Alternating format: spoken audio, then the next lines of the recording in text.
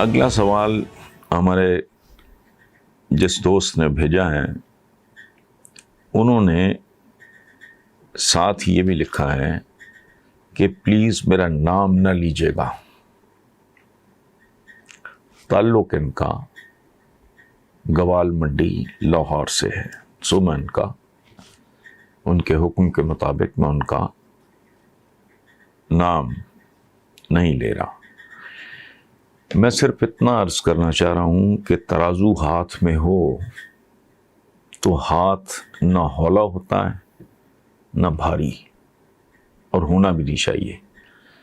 اور کیا آپ اس حقیقت سے انکاری ہیں یا متفق نہیں ہیں کہ ہماری سیاست میں کیمے کا نان ایک ریالٹی ہے، اور یہ کیمے کا نان بنیادی طور پہ سمبل ہے، ایک علامتی بات ہے. اس کا مطلب ہے مفاد، اس کا مطلب ہے خوف،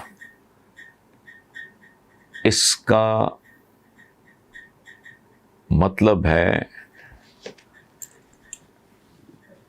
مائلیج لینا کسی سچویشن سے. اچھا، سو لالچ، خوف، حتیٰ کہ ذات برادری، یہ سب کچھ کیمے والے نان ہی ہیں. اصولاً ہم جن کی امت ہیں، ہمیں اس طرح کے فیصلے کرتے وقت 100% اللہ کو حاضر ناظر جان کے میرٹ کو مد نظر رکھنا چاہیے.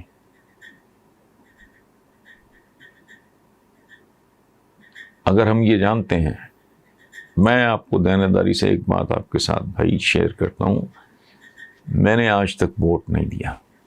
میں مختلف الیکشنز کے موقع پہ یہ کالم لکھتا رہا کہ پارٹیوں سے اوپر اٹھ جاؤ.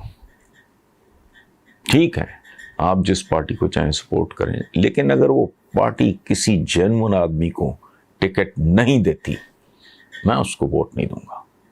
بہرحال، کیا واقعی حکومت نے سیاسی مخالفین کے خلاف کیسز اور جیلوں کو ایک ہتھ کنڈا بنا رکھا ہے، اور کیا یہ اقدام درست ہے؟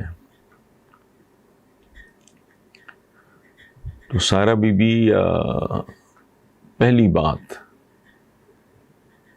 جو بڑی بنیادی بات ہے وہ یہ کہ اس ملک کو نہ آپ نے لوٹا ہے نہ میں نے لوٹا ہے. اس ملک کو، اس ملک کی اشرافیہ نے لوٹا ہے، اور بہت ہی بے رحمی سے لوٹا ہے. اس لیے پاکستان آج وہاں کھڑا ہے جہاں یہ کھڑا ہے. اور کہاں کھڑا ہے؟ پاکستان کے وہ بچے جو بھی پیدا نہیں ہوئے وہ گر بھی پڑے. اچھا، اب یہ کون ہے، اس کی تلاش جاری ہے. میں کسی کو بلیم نہیں کرتا. عدالتیں آزاد ہیں، ہمارے جوڈیشل سسٹم کو امپروومنٹ کی ضرورت ہے، وہ ایک علیحدہ بحث ہے، لیکن عدالتیں آزاد ہیں. آج نہیں تو کل سیاہ و سفید کا فیصلہ ہو جائے گا. اور میرا ذاتی خیال یہ ہے کہ فواد چودھری خود نہیں بول رہے، یہ ان کا غیر متزلزل اعتماد بول رہا ہے. باقی وقت پہ چھوڑ دیتے ہیں. Thank you very much. اس میں دیر کیا اور جلدی کیا، میں بنیادی طور پہ ایک بات جو اپنے ویورز کے ساتھ شیئر کرنا چاہوں گا کہ میرا ذاتی پرسنل اسیسمنٹ یہ ہے، اور صدیوں کی افغان ہسٹری کو سامنے رکھتے ہوئے، کہ طالبان ہوں یا افغانستان کے عوام، ان کی مدد صرف اللہ ہی کر سکتا ہے. اور میں رب العزت کے حضور دعا گو ہوں کہ طالبان اور ہمارے افغان بھائیوں کو فہم و فراست عطا فرمائے.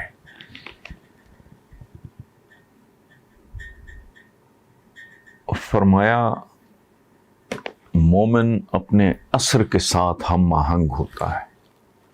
مومن کی ایک بہت بڑی پہچان یہ ہے کہ وہ جس عہد میں، جس دور میں، جس زمانے میں زندہ ہوتا ہے اس کی حقیقتوں کو وہ سمجھتا ہے اور ان سے ہم آہنگ ہو کے سنکرنائز کر کے وہ زندگی گزارتا ہے. بہرحال thank you very much G.